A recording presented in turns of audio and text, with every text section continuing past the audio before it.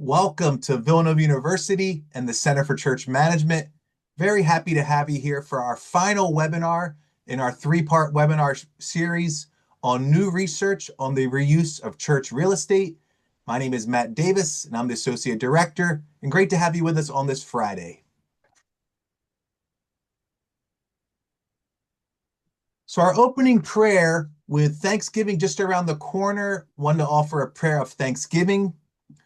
Also wanted to offer this prayer for Pope Leo and his intentions through the Augustinians at Villanova and the Center for Church Management.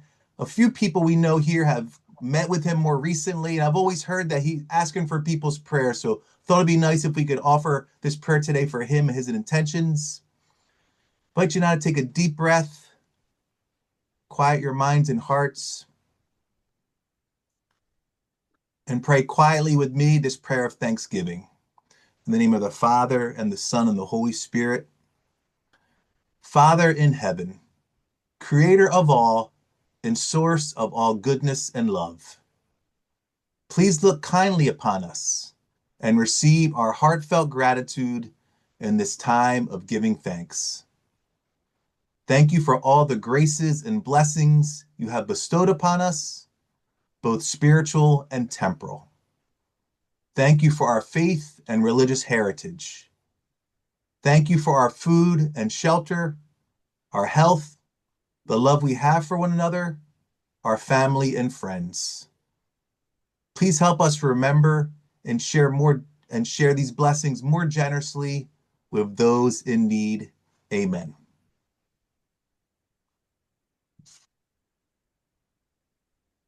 So our mission here in the Center for Church Management, if you've been here all three times, you've heard this three times, but it's to provide education and scholarship in the Augustinian Catholic tradition on strategic management and financial matters in service to leaders of churches and other Christian faith-based ministries. Here in the center, we strive to bridge mission with management. And we do that by taking the best of the leadership world, the management world, the finance world, and we adapt it. We say we baptize it, we integrate it into our content and what we teach, so we can help churches and church leaders better serve their missions to live and share the gospel of Jesus Christ. So we've got three main branches in the Center for Church Management. I'm going to talk about two of them very quickly. The most important thing we offer is our Master's of Science in Church Management. It's a 30-credit degree program from the Villanova School of Business. It's a 2-year online program with both live and asynchronous learning. In this master's, you do deep dives into church management topics like HR, pastoral strategic planning, finances, and facilities. I'm a 2021 grad, love the program, couldn't recommend it more highly. Grew both as a person of faith and as a leader in this program. Enrollment is open. We've got very generous scholarships available. If you'd like more information, you can reach out to me at m.davis, m.davis at villanova.edu. We also do research and scholarship in the Center for Church Management. Some of that research is done by the center itself, and some of it we sponsor other researchers and scholars, like we're doing here today with Sister Bethany. And we do research and scholarship to help make sure our course content is always current, up to date, and cutting edge. And then the information we provide church leaders is, again, current, up to date, and cutting edge.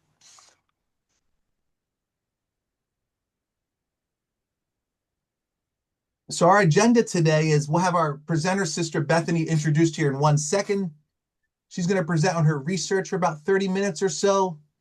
At the very end of her presentation, we'll do a question and answer. If you want to submit a question for the question and answer, please use the chat button at the bottom of your screen. Anytime during a presentation, if a question comes to your mind, put in the chat box. I'll be monitoring those questions, and I will give them to Sister Bethany at the very end. Also a reminder, please keep yourself muted during the entirety of our presentation. I now want to introduce Dr. Matthew Mannion. He is a professor of practice in the Department of Management and Operations in the Villanova School of Business. He's also the David Grennan Family Faculty Director of the Center for Church Management in the Villanova School of Business. With those two things, he's a pretty busy guy. So Matt, great to see you on this Friday, and welcome. Thank you, and it's great to see so many familiar faces again. Happy to have you all. For those who've been with us before, great to see you again. For those who are here for the first time, welcome. Um, and we're always grateful for the folks who make these things possible. So certainly for today, for Sister Bethany, for sharing her expertise and her scholarship and her research. And I'll tell you a bit more about her in a second. But also, it is fun to see, in addition to Matt Davis is an alum of the Masters in Church Management. I am also a graduate, and I see several other graduates who are here on the list, as well as seeing Jay Einspaneer, one of our faculty from that program. It's great to see several members of our advisory council. I see Charles Cañada and Diane Manning and Ed Mackesy at least are here, so we're so grateful for their leadership and guidance in what we're doing, but also their passion and interest in this kind of work and their support to make it happen. And we certainly want to thank, again, not only the funders of these research fellowships for the past year. We had a private family foundation that funded it. And then also, particularly for this webinar, we're getting some additional support from the Lilly Endowment. So grateful to all of our benefactors. In the spirit of Thanksgiving, grateful to all of them who make this possible. So the theme for this three-part webinar series, but also the theme for one of our primary themes for our research for this past year has been looking, as Matt said, at church real estate. And so we were really thrilled to get the proposal from Sister Bethany to take a look at this adaptive reuse for a particular population. So how we can kind of bring together some of the church's resources to serve an underserved community. And Sister Bethany's got a long and distinguished career in serving those in need in the world, and has done it through several different variations of nonprofits and other apostolates that she's been involved in. I did ask her something interesting that we could share, and she did share that she was a later vocation to religious life. And so she had a distinguished career in service before that, and then came to this vocation a bit later in life, but serves now, as you can see, as the Justice, Peace, and Integrity of Creation Coordinator for the U.S. Federation of the Sisters of St. Joseph, and also as a research consultant for Catholic Charities USA. And gratefully for us here at the Villanova Center for Church Management, she served as a research fellow for us for this past year. And she really does, as I've gotten to know more and more of her scholarship. I love the way she says it, but the research and practices prioritizes applied scholarship for the common good. And I think, as you're going to hear from Sister Bethany, some great examples of some of the ways that she's doing that and has done that. So she got an undergraduate degree in communications and studio art and graphic design from Robert Wesleyan University. She's got a MS in higher ed administration from the University of Rochester. I think she's a native of upstate New York, but we still love her here in Philadelphia. And then she got her Ph.D. in urban affairs and public policy from the University of Delaware. So we're so grateful to have all the different gifts and talents that you bring to us today, Sister Bethany, and thank you for in advance for this wonderful research you're going to share to help us understand one more way that churches can potentially use or reuse some of their facilities to continue to carry out the mission of Jesus Christ and the mission of the church in the world. So, Sister Bethany, we'll hand it over to you. Thanks. Thanks so much, Matt. And apologies in advance about whatever sickness everybody else has. So my voice is less than stellar, but the slides are pretty robust. So hopefully you can gather what you need from that. And I'm certainly happy to talk offline when my voice is better. So again, my research is situated at this unique intersection of faith and community development, particularly looking at the Roman Catholic Church and surplus church property, which is actually where I began my dissertation research all the way back in 2004, looking at the Community Development Corporation that the Archdiocese of Philadelphia initiated. So fast forward another 20 years, and this is still a topic that's very much at the heart of what I care about, particularly in urban neighborhoods, which I think have limited resources often and are forgotten in some ways by the larger city. And so what in these urban areas is possible to leverage for the good of the community that's consistent with our gospel values. So in this particular research study, which was undertaken with the support of the Center for Church Management, I looked at surplus church property to address housing affordability and homelessness for a very specific population, which is college students that were experiencing homelessness.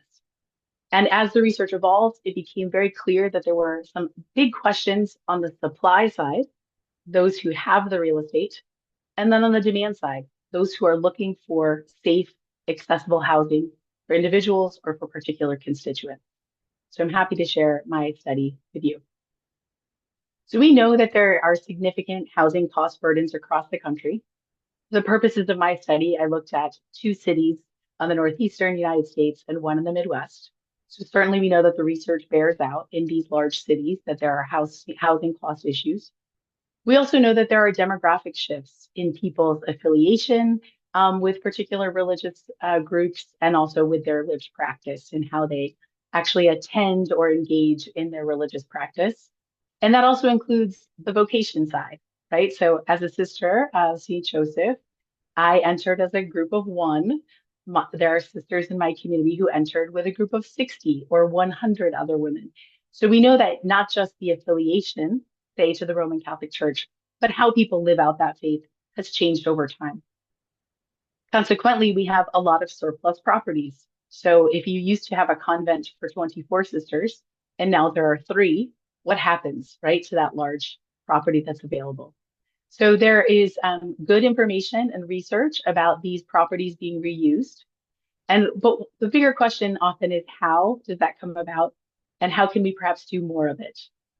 So this particular study looks at a community-based transitional housing intervention in Philadelphia, New York City, and Chicago that placed college students experiencing homelessness into these spaces.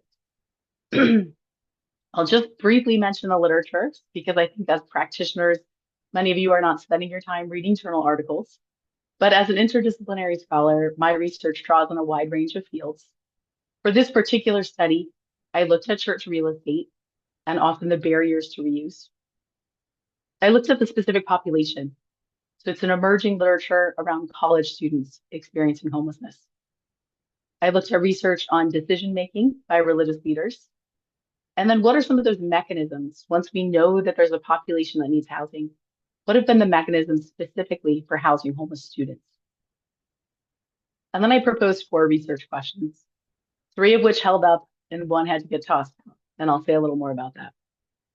The first was this question about how the religious institute, and by that I mean a religious order of women or men, or a particular parish, so often a diocesan parish, how did they discern to use their real estate for this specific population? What could be learned from their decision-making and their discernment process that would be instructive for other stakeholders? And then on the community-based side, what would the nonprofit provider have to say about the implementation phase once the property was secured? And perhaps what was the feedback from the residents or alumni of this transitional housing program? The question that didn't really make the cut and is a great example of why research matters is I was convinced that stewardship, a word we often use in the context of faith practice and how we deploy our resources, could be used as a framing device for understanding the discernment process. And yet stewardship did not come up in any of my interviews. So that question got tossed to the side and will be looked at for maybe another study. So I'm a qualitative researcher, and I particularly spend a lot of energy on ethnographic work, which is where you're embedded within the community that you're studying. So for this particular project, I did in-depth case studies and had access, because I was actually the director of one of these sites for a year, access to a lot of the background information, and then trust, because we know that so much of our faith relationships, and I would say the Roman Catholic Church in urban neighborhoods especially, hinges right on relationship and trust. And so much of the conversation to be able to get access to the priest, the parish council, et cetera, was through these existing relationships or referrals from other key informants. I did a lot of document review as well. So pulling down parcel data, maps, sale data, lease arrangements, things like that. Really at the heart of this study is this particular chart. So when I look at the 3 case studies, Philadelphia, Chicago, and New York, all 3 were using surplus property. In Philadelphia, it was a former convent. In Chicago, it was a former rectory. And in New York, it was a former convent, but not an institutional property, much more of a residential type structure. The stakeholders involved in the decision-making process, however, differed in each property and each space. In the Philadelphia site, it was the priest, the community members, meaning the local neighbors, a particular city council member, and then certainly within the archdiocesan structure, the decision makers who needed to say yay or nay around what turned out to be a property sale. In Chicago, the relationship was much different. It was simply a priest and a parishioner, and the priest kept the conversation much more narrow and in a smaller group. New York was different. This is a religious institute of women, and they really looked at their council leadership. So religious orders often have an elected group of often 3 or 5, and they serve a series of terms. Could be 5 years, could be 6 years. And then they have members, right? So you have vowed members of the religious institute who have a stake in what's happening with properties that are owned by the order.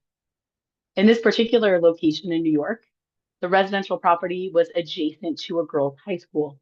And so the school administration, the grounds on which this property sat, they had a stake in what was unfolding as well. In Philadelphia, the property was actually a sale. So this was sold by the parish to a for-profit developer who then leases the space to the nonprofit housing service organization. In each of these 3 locations, the transitional housing program is operated by the same nonprofit housing service group. So the sites are different, the nature of the site is different, but across the country, the housing organization is the same. In Chicago, it was a rental arrangement between the parish priest and the nonprofit provider. In New York, property is actually being offered at no cost to the housing service organization because it's seen as a ministry of this religious institute. The format in all 3 locations was also different. Philadelphia's was much more of an institutional scale. So picture a traditional convent, 24 bedrooms, single dorm style, and shared common spaces. In a lot of ways, this is the ideal congregate living arrangement. There's enough washers and dryers for 24 people. There's large enough kitchen space. There's dining room. There's really lovely garden and outdoor gathering areas. So any of the benefits, excuse me, that someone like myself would have gained from serving in that community, that parish community, these college students who had been living in their cars, perhaps on the street, in an emergency shelter, or in some other vulnerable space, and now had the benefit of being in a very cozy and a very supportive space. Chicago's former rectory was a little bit different because if you think about a rectory, it's usually attached or at least very closely connected to the worship space. So this was a little bit more different. It had much smaller community space and students were actually sharing rooms, large rooms, but sharing rooms. In New York, again, I mentioned it's like a residential property space design. So some private bedrooms and then smaller common space.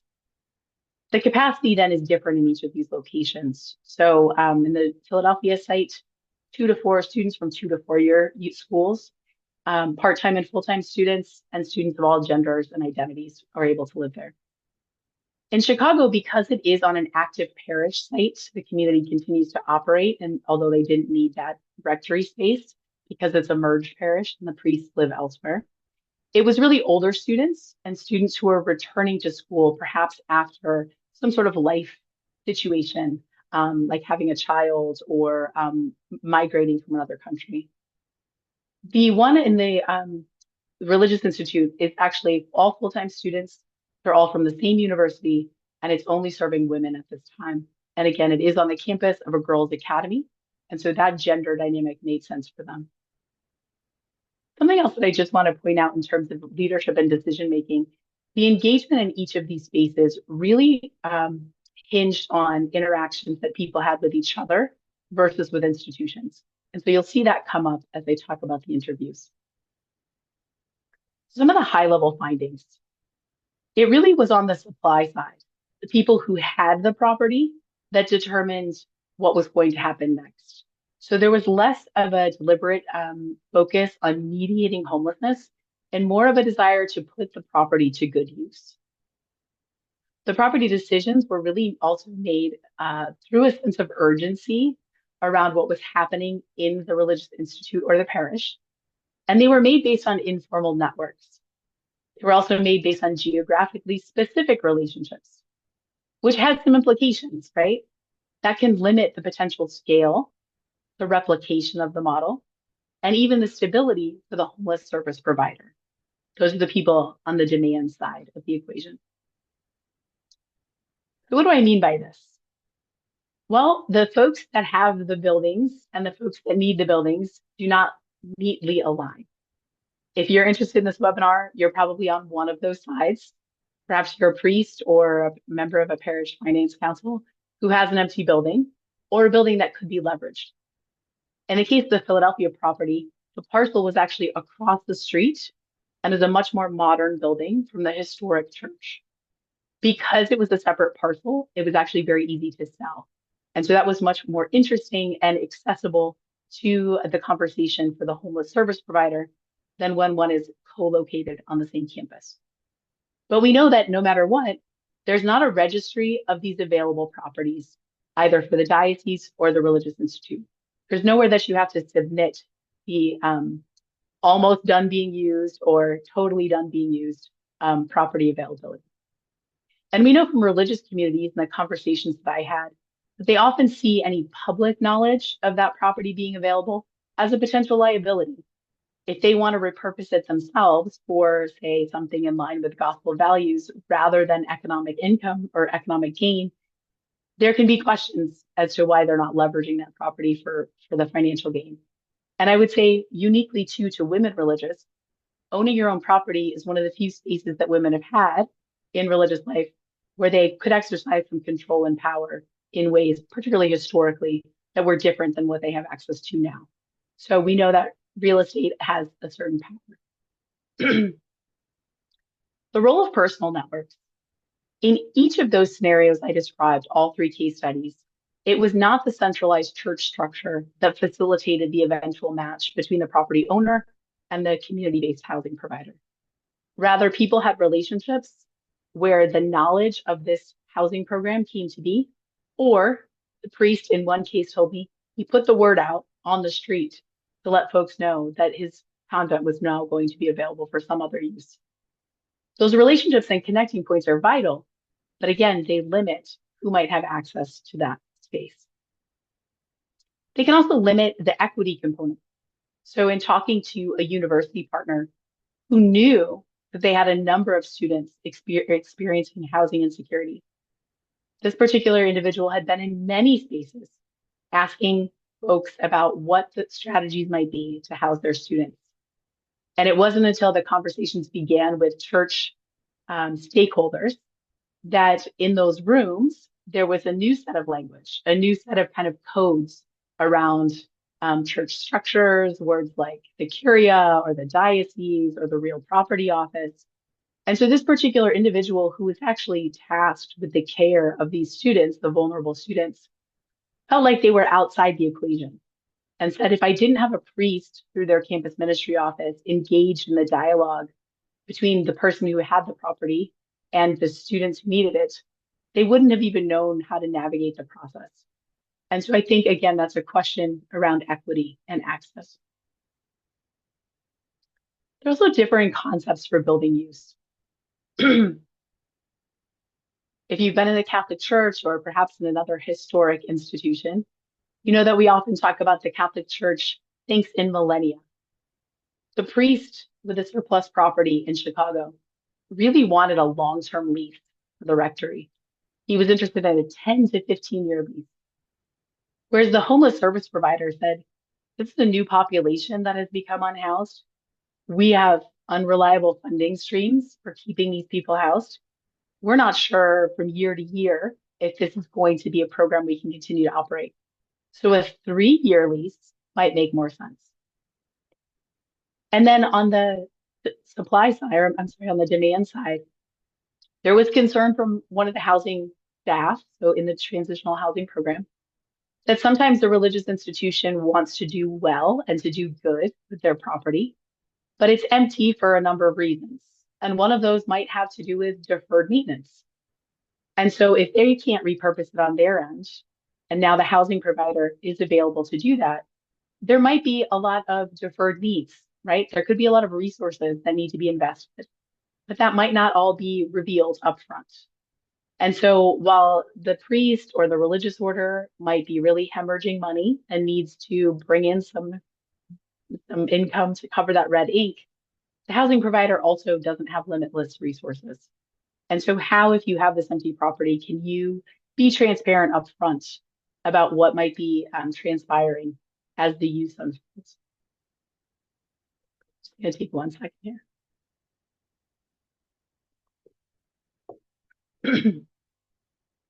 On the supply side, there was a lot of conversation from the religious institutes and the priests and parish leaders that there are more resources needed, as I'm sure most of you are aware, to maintain and repurpose church facilities.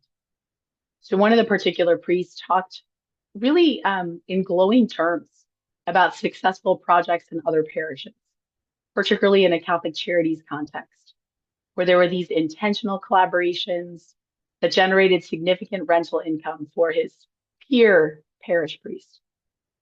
But he talked about feeling less able to navigate that kind of sophisticated government contracting relationship than the gentleman that he knew from seminary. And he also talked a lot about a bigger vision for how to be church. So if demographic changes have impacted his neighborhood, it certainly impacted other neighborhoods. Could there be a collective vision for how this real estate is reused in a way that still is consistent with the gospel and with the mission of the church? Another leader talked about preferring to manage their property outside of the Catholic networks because they felt they had a desire to see things move more quickly and flexibly as opportunities arose.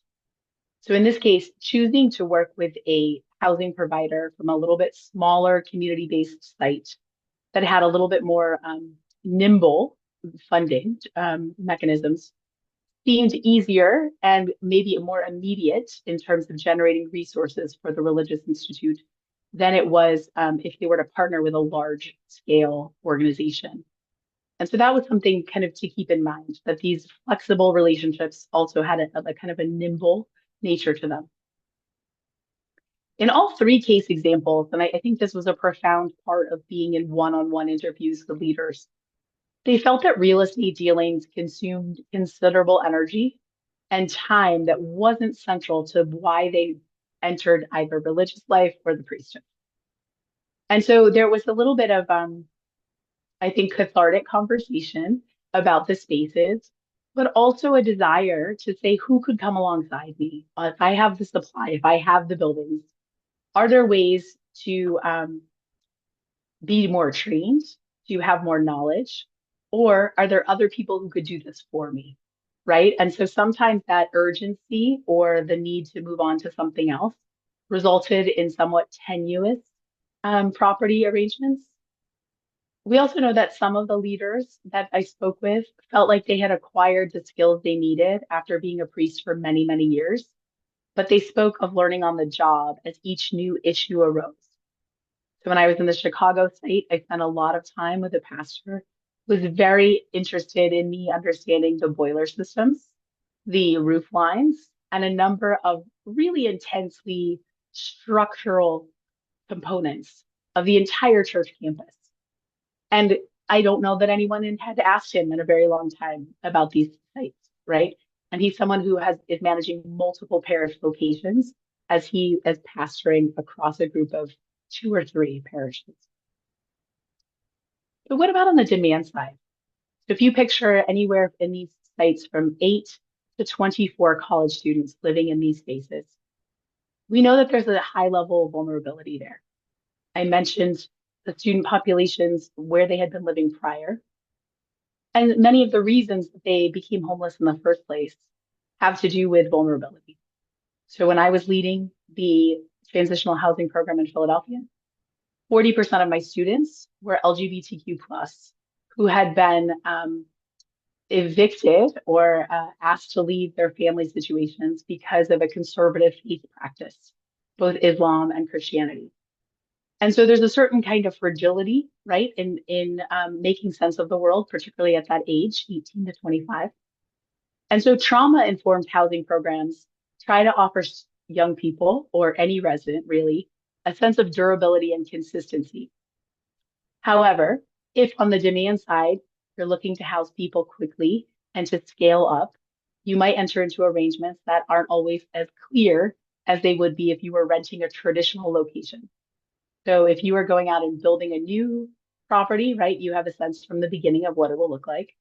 Or if you are entering into kind of a traditional rental arrangement with a commercial property owner or commercial property broker. But in these surplus church property arrangements, again, there's a desire on both sides to do good, but the lack of expertise, the lack of knowledge can have an impact on program outcomes. I was thinking I had a slide there from one of the program operators, but I'll mention, sort of paraphrase what she said. Her concern, particularly in the property that was connected to the sacred worship space, so the former rectory, there were some qualifications or some, let's say, program restrictions around what students could or couldn't display or show on a church campus. So if you think about young adults, they like to have banners and posters and, kind of things that signify maybe where their values are or their identity. That was a little bit trickier in an active parish setting.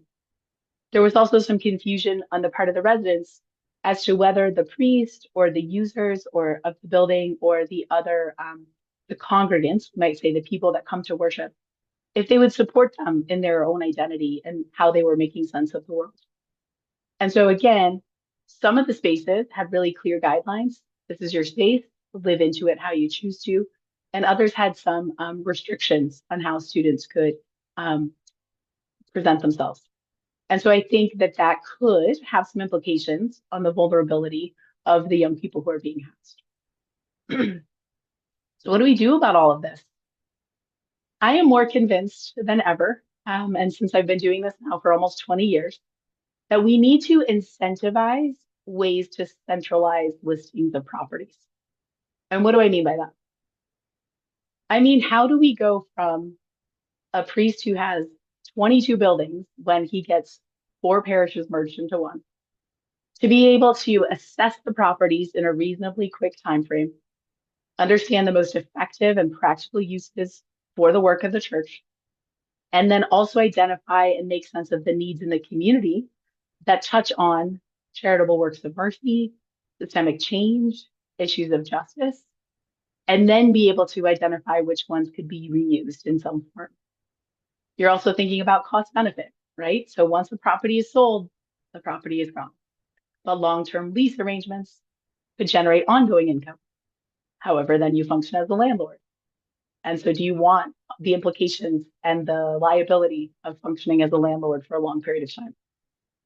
If we could incentivize, if we could encourage priests and religious to share that they have properties available, I think we could then better match them with people who could come alongside and not just offer the technical assistance they need, but really help be strategic about how these buildings are reused.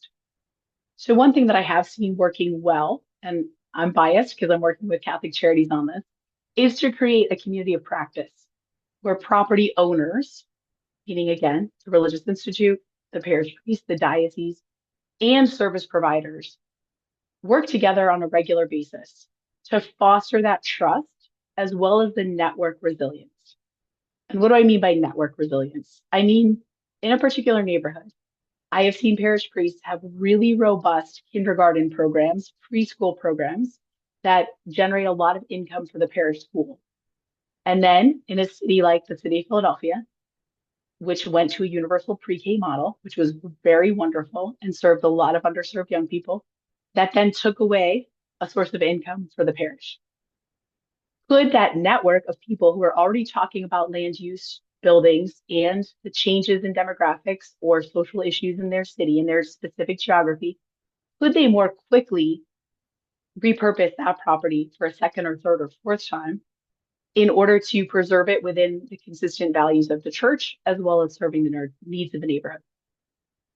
Communities of practice are also spaces where you could reach out to a group and say, hey, I've been looking at this model for housing college students. I think based on the university where I am located, adjacent to, we could also offer 10 rooms. What was your experience with that? How did it unfold? What are your lease arrangements like? Things that we often don't like to make public because of other vulnerabilities. And yet this could incentivize kind of a smaller geographic sharing that then has significant benefits for the diocese. I also think that a group like the Center for Church Management and other nonprofits, particularly academic spaces, are really situated well to offer technical assistance to church leaders, particularly those that are tasked with managing more than one or two buildings. We know that housing is an ongoing issue in our country. There are other social issues as well. There's also the changing nature of the climate, which is having an impact on properties that were built actually from the 60s onward. So I've heard from many adaptive reuse projects, it's much easier actually to repurpose a property that was built 100 years ago than one 50 years ago. And some of that has to do with water and with mold and moisture versus perhaps like a stone construction. So if you are someone new, you were recently assigned to manage a particular set of buildings, or you were newly elected to leadership if you are in a religious institute, and you're faced with managing and making sense of these properties, who's there to come alongside you? We know there are high-priced consultants, but there are also probably other people with expertise within the diocesan structures, as well as alumni of various programs that might be willing to offer some of their expertise in the for-profit world or the nonprofit structure, nonprofit sector that could be brought to bear on this particularly, I think, robust opportunity to see public-private and nonprofit partnerships. So what I'd love to do is open it up to your questions, which will also give me a chance to rest my voice for a minute. So let's open it up. Mr. Bethany, thank you so much. And really, I do think this is such a wonderful, this series that you put together, Matt Davis, I think has been excellent for us, particularly for those of us who are interested in the intersection of research and practice. And even this one today, kind of giving us the 3 different examples of how properties have been used to help address this issue of homeless college students is excellent. So it's not a one size fits all, which I think is a big part of what we're trying to do here. Sister Bethany, I had 2 questions, if you can, and then we'll get some more from the rest of the group here. But I remember in your initial presentation in your paper being so struck by the magnitude of the problem. I was actually shocked by it. So do you mind just commenting on that for those of us who are not aware of how big an issue this is across the United States and how many unhoused college students there are? Yeah, so the sense is that in the last FAFSA, which the last one on record is from 2 years ago, where we have the data, it's about 80,000 students. And we see this more in the West Coast, certainly than the Northeast. But I would say how I came to be aware of this issue was as a faculty member. So I was teaching at Rutgers Camden, and every semester I had one student in my class who was unhoused. And you don't learn it by them announcing that they're unhoused, right? You learn it when they say, Dr. Welch, I was sitting at McDonald's using free Wi-Fi. We were closing up for the night and I didn't click send before my paper could upload, right? Or student at the end of the semester, I think we're having a lovely end of the semester party. Everybody's turned in their papers and the student wouldn't leave the classroom. And I said, what's going on? And they said, I have to leave the dorm today and I have nowhere to go. And so I think it was a small piece at first, but recognizing that the affordable housing crisis is as much an issue as the cost of higher education. And so here's a young person who has what it takes to be successful in school, but doesn't have the stability of a safe place to live. And I think it's more hidden because young people are a little bit easier to house in the sense you can sleep on someone's couch, right? I commuted to my undergrad the first 2 years, and I thoroughly took advantage of my friends who let me crash in the dorm. You can do that for a while.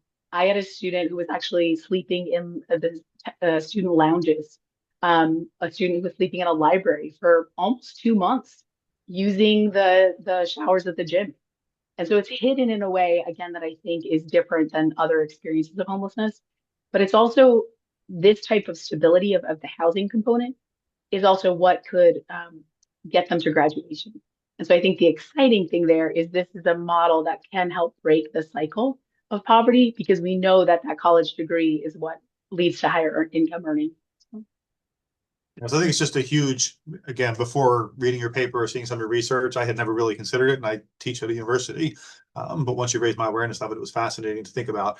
So to think about for churches, that may make sense for some of you. If you have underutilized or unused property, it can be a great way to participate in the church's mission of housing the unhoused. We had great suggestions last time on how to provide affordable housing, which is a different model, but this is one more potential that your faith community might be called to. The other question I had, I don't know if you mentioned it or not, but I think you said all three of the ones in this particular research study, the actual coordination of the housing was done by the same nonprofit. Is that correct, or can you comment on that? It is, yes. So it's all the same housing provider. They are in 4 cities and have 7 locations, 7 different houses at this point. Yeah. Can you say who it is, Sister Bethany, or is that allowed to be shared? Sure. Yeah, no, I can. It's to Paul USA. That's what I And thought. it's called the DAX program. So again, for those of you who might be considering it, they would be a great resource to consider as a technical partner for doing what needs to be done. All right, Matt, those are my 2 questions. I'll let you coordinate for those that are in the chat room. And again, as a reminder for all of you, Sister Bethany has agreed to stay after our 3 o'clock hard stop if there's additional questions we don't get to in that time frame. Great. Thanks so much, Sister Bethany. Julie, I see your hand raised up. If you want to put your question in the chat box for now, I could take it that way. Or if you want to ask it at the very end, you can wait till 3 o'clock and ask Sister Bethany then. So the first question, Sister Bethany, is, do most dioceses have a property management person or team? I ask since most parish property is ultimately owned by the diocese, this person or team could or should know how to address both supply and demand sides. They also have or should have access to resources to prep and maintain the property.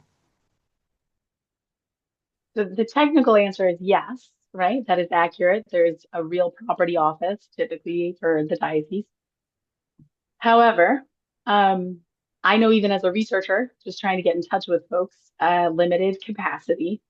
And there's a difference between being in an under-resourced parish, right, versus being the flagship parish of the diocese.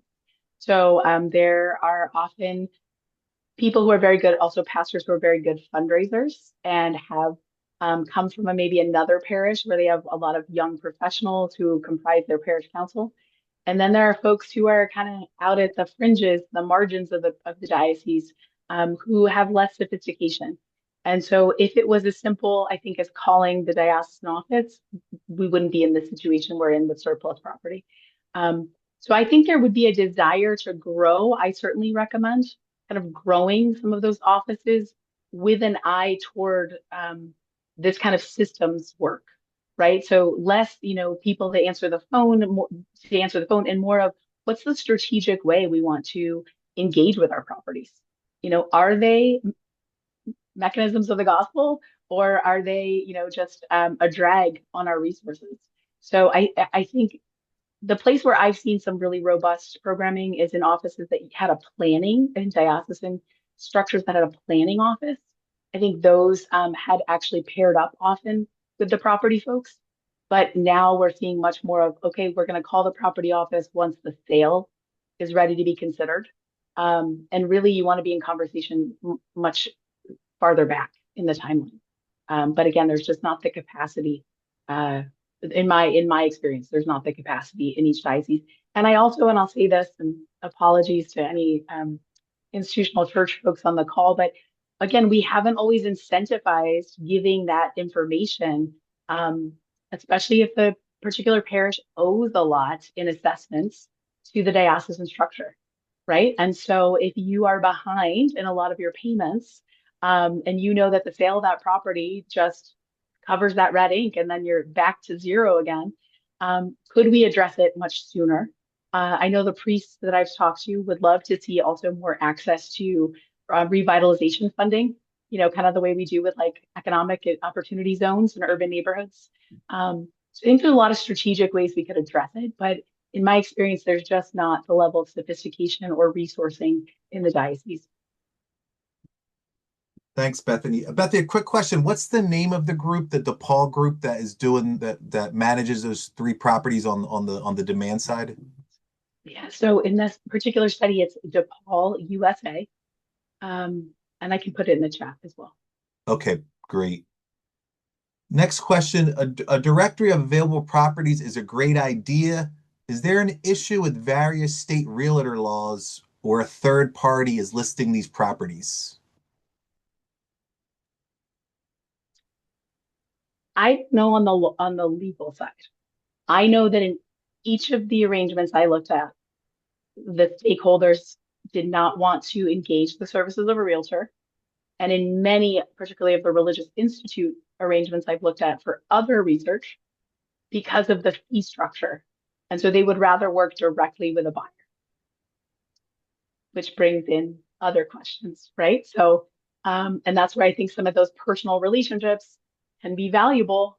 If you have too much on your plate and you know somebody's a good guy or a good woman, but again, it calls into question some of the self-interest, right? That might be there. So, and the expertise. So how do we support good practices, but also not kind of overly tax in innovative or entrepreneurial ideas as well? Thank you. So the next question, your three examples were all in major cities. Are you familiar with the extent where there might be surplus real estate in more rural areas?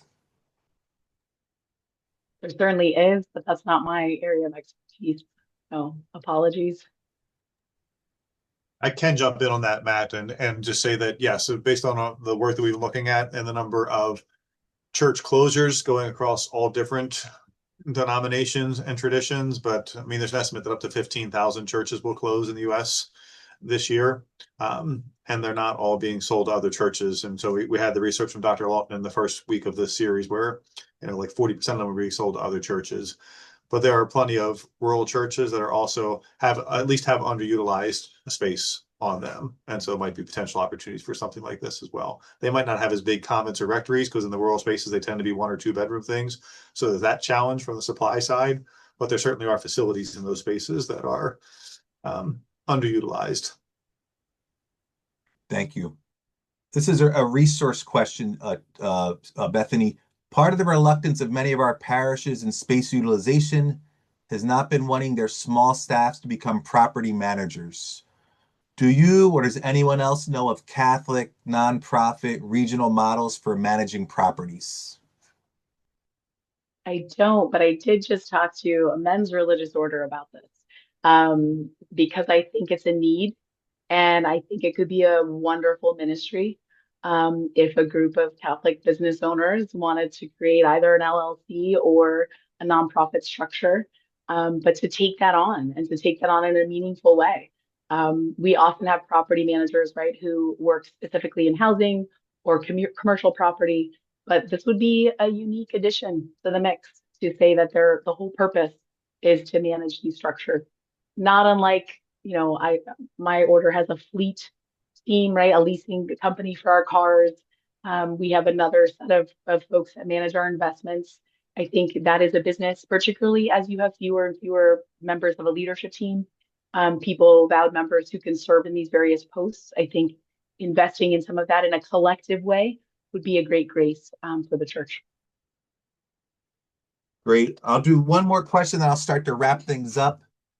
Given the millions of dollars tied up in little-used parish property, what would be the argument for a diocese-centric resource group?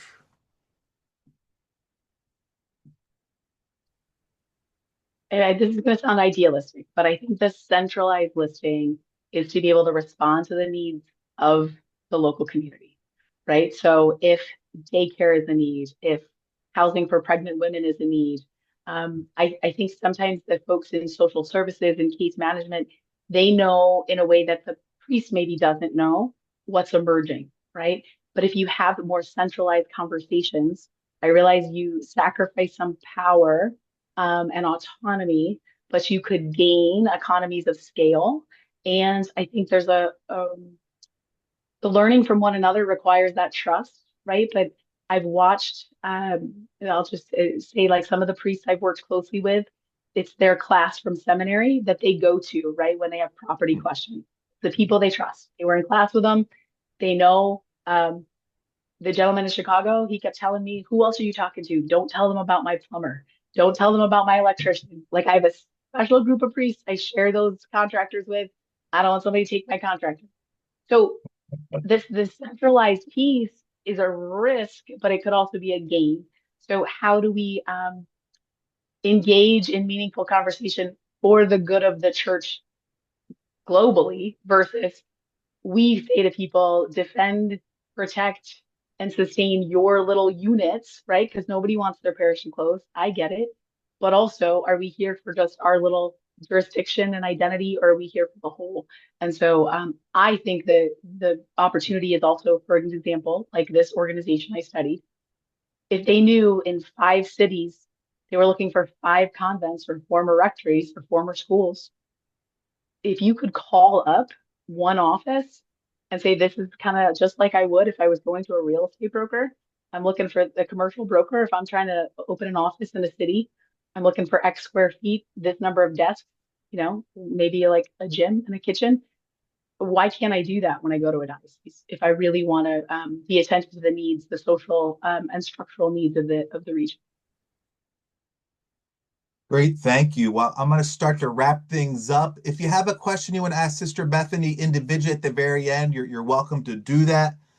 Thanks so much to all of you for being here for our final webinar in this 3-part webinar series on new research on the reuse of church real estate.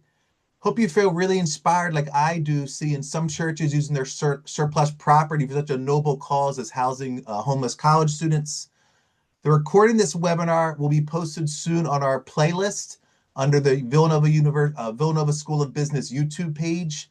I'll email that link out to you once that's posted. Please feel free to share that with others. Please look out for information in the new year about our next webinar series. We have other researchers that did church real estate topics, kind of on a little bit different versions or different parts of church real estate management. That'll be in February 2026, so please be on the lookout for that. Special thanks to Sister Bethany for sharing her research with us, her time with us. Again, she'll stick around if you have an individual question for her. Everyone else, you are free to go. I'm going to stop the recording. Have a happy and blessed Thanksgiving, everybody. Thanks for being with us. Happy Thanksgiving.